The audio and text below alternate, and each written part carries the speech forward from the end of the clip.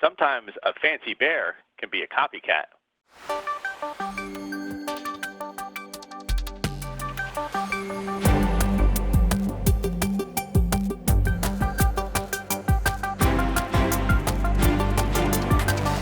Hey Manny, I'm really curious about the story you have for us today. Yeah, so today's story is kind of a simple one. I'm sure it'll be a quick one here. We've probably done stories about DDoS attacks in the past. I'm sure we've covered them quite extensively on this show. But the reason why this one sort of caught my eye was some of the details behind what the potential threat actor group or groups were. And some of the details behind like what they were asking for. So this particular story talks about, actually it was discovered by the Akamai CERT, which is the Security Intelligence Research Team. And about a week ago, they discovered a threat actor group or groups. It's not exactly clear at this point whether it's a single group or multiple groups.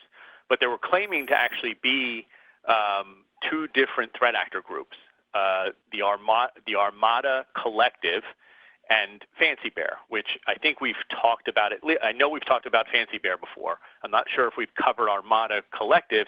The Armada Collective is actually a group that was really active about 5 years ago, and were active for maybe a couple of years, and then they kind of went off the radar.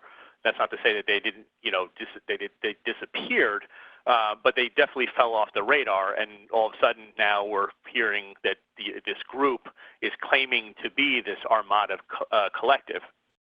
And obviously, as we know, Fancy Bear is something that we've talked about before. Fancy Bear is associated with APT 28, and it's been linked to the Russian government. So that one we're very familiar with. And in typical style with these DDoS stories, this threat actor group or groups that were claiming to be these two APT groups, these threat actor groups, would in essence go and go to these companies, and they were basically targeting financial and the retail sector. And in typical style, they would send a ransom, note, email. They would contact somebody in the company and say, hey, look, we have access to DDoS. We have the means to do a DDoS against your company. And these ransoms that they were sending out to these folks were interesting because they had seen them coming from both of these groups. So at some times they would see the ransom note being said that they were the Armada Collective. And in that case, the demand was 5 Bitcoin, which is equivalent to about $60,000 today. And then it would increase to 10 Bitcoin if they didn't meet the deadline. And then for every day after they didn't meet the deadline, it would go up another 5 Bitcoin. And that was for the Armada Collective. Anytime they saw the ransom note going and it was signed claiming that they were Fancy Bear, they were asking 20 Bitcoin, which is substantially more. It's about $240,000, and 30 Bitcoin if they had missed the deadline, and then an additional 10 Bitcoin per day for every day after they missed the deadline.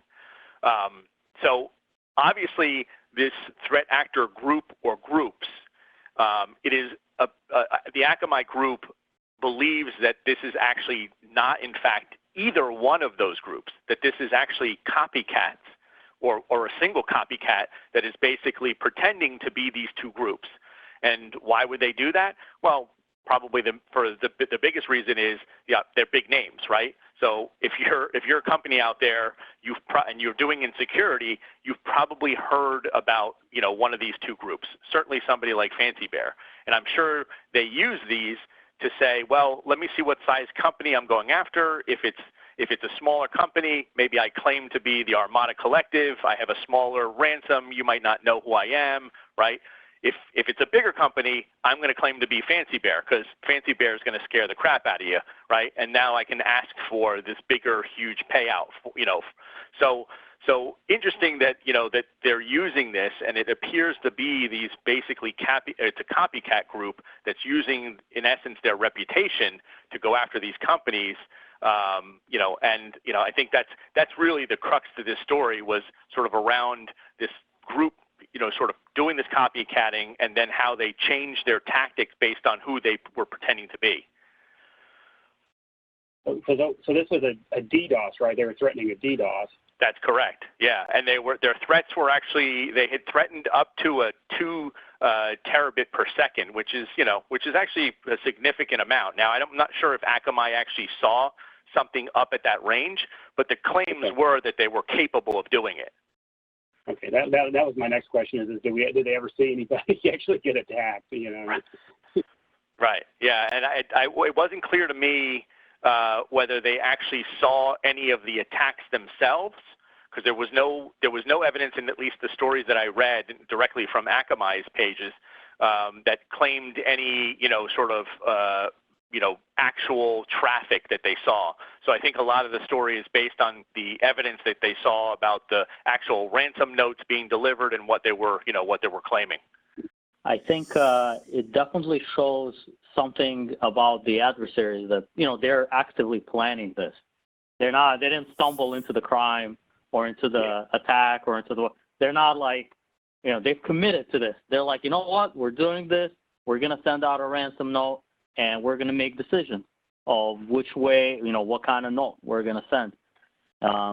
Which I think should remind us all that, there's a lot of these groups out there. It doesn't matter, what they're called or who they're associated with, but they are out there every day and they are planning, how to do a fraud scheme or how to implement a cyber attack. So it's just much more important for, I guess, the security community in general to pay attention and make sure that we're implementing, as a security community, good measures of defense all throughout. As you go through your day, you might see something wrong. Do something about it. Like some of the stories we saw today, like James, created a vaccine.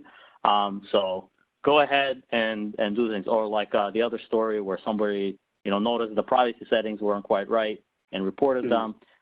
So definitely that's what, like, as I think about this and as I think about how, like, purposeful the adversaries are, I think that we, as security community, should be as purposeful in fulfilling our mission. And you might have a day job, but by night you got to be like Batman. You got to find the bugs, report them to everyone. Right. Here I am, probably dating myself for my kids when they watch this in the future with Batman. I don't know who's gonna be the superhero then. The other thing I keep thinking about when I was hearing, Manny, hearing you talk about this story is what is the real Fancy Bear think about these actors? Is there going to be, and we've seen that before, right? Quite a few times, these AT&T groups and these other, malicious teams will attack one another just to either show dominance or to get their hands into that money over there. And you just have to wonder if you were saying, Manny, we know Fancy Bear's got a lot of backing, a lot of money. Yeah. But you have to wonder if they're not going to go and say, guys, you're not going to horn in on my business. Let's cut. Yeah, you're absolutely right. I mean, that's definitely a group that, I would certainly think twice before I decided that my scheme was going to, copy one of those threat actor groups. So I don't know what that means. I don't know if that means that this copycat group is feeling pretty, full of themselves at this point, and they're like, we can pretend to be anybody because there won't be any repercussions. But you're right. I mean, we've certainly seen threat actor groups, decide to sort of, attack each other, when one feels like they've intruded on somebody else's turf. So, maybe that's the story we'll be talking about in a week or two when the group, retaliates back at this, at this group. So we'll see. I wonder if the adversaries actually don't mind this confusion in the space because especially ones who are reportedly as connected as some of these are, because then it just creates confusion about like who's who and who's doing what. It might actually be to their benefit, unfortunately. But I guess we'll see if they decide to take any action as a result. Now, how paranoid do you want to be? Is like, so we know this is a copycat group, but maybe it's a copycat group that's within Fancy Bear. It's purposefully, like you said, I think Stan you alluded to, is maybe it's purposefully being a copy just to throw a little confusion into the works. I got to go get more tinfoil for my tinfoil hat. But all great theories. I mean, you have to think about that angle as well. Is that maybe these groups? I'm sure there's a limit, right? I'm sure that you're right, Stan, that this group at some level was like, you know what, yeah, they used our name. That's all right. It helps to bolster our name when we actually go to use it for real.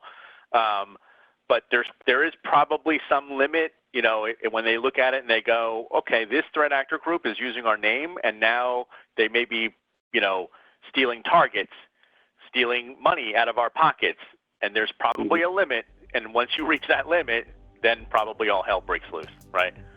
So, yeah, great point.